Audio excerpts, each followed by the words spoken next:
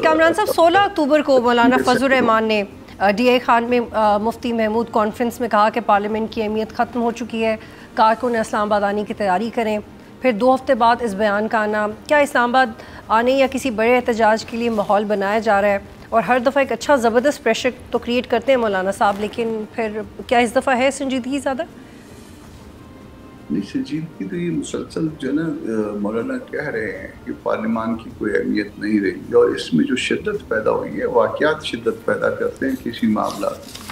आप गुज़श्ता दिनों देखिए कि 2 ऐसे वाक़यात हैं जिसने इन तमाम वाक़यात, इस तमाम मामले में शिद्दत ज़्यादा पैदा की है। एक जो आपके इज़राइल के मामले में जो आप किसी माहदे के का हिस्सा बने हैं या उस माहदे को अमल कराने के लिए जो ना आप इम्प्लीमेंटेशन के किसी हिस्से में जो ना आप तशरीफ़ लाएंगे, एक वो मामला है। दूसरा अफ़गानिस्तान के साथ जो है ना उनके साथ जो मामला जो ना वो टेंस हो गए हैं, ये मामला है ये। और फिर दोनों मामला कभी भी पार्लियामान के सामने नहीं लाए गए। इसके साथ साथ एक और बात जो है सुनने में आ रही है, अल्लाह करे कि हम गलत हों, कि 27th अमेंडमेंट जो है वो मंडे को पार्लियामान में लाई जा रही है।